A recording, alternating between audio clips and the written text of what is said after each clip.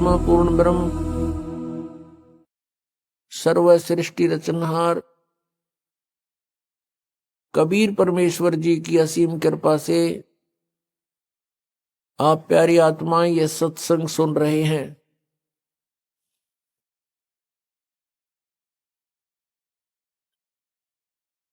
सत्संग के अंदर आने से प्राणी को यह ज्ञान होता है कि हम कौन हैं, कहां से आए हैं,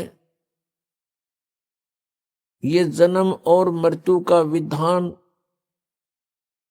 ये किस कारण से बना हुआ है। हम प्रत्येक प्राणी इस बात से दुखी हैं कि मृत्यु हो जाती है, रोग और कष्ट शरीर पर आते हैं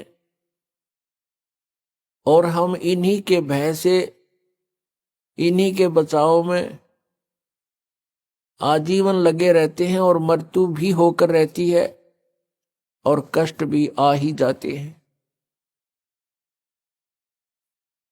जब तक हम सत्संग नहीं सुनते तब तक हम उसी व्यवस्था को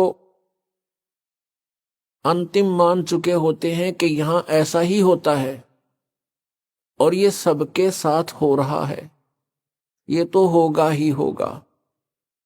बस इसी आधार से हम फिर आगे सोचना बंद कर देते हैं। जब हम सत्संग के अंदर आते हैं तो ये पुनर्विचार होना प्रारंभ होता है कि हम कौन हैं, हम क्यों मर रहे हैं और किस कारण से हम यहाँ यातनाएं सह रहे हैं। कोई भी प्राणी सुखी नहीं और सभी को कोई ना कोई परेशानी बनी ही रहती है।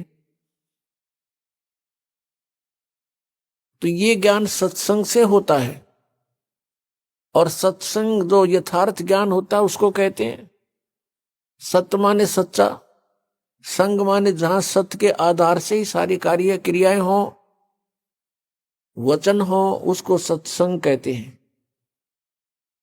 जिन महापुरुषों को तत्व ज्ञान नहीं है वो भी जन समूह एकत्र करके वो भी कहते हैं हम सत्संग करते हैं, लेकिन वो सत्संग नहीं जहां पर सत्य नहीं, जहां पर यथार्थ ज्ञान नहीं, वो सत्संग नहीं है।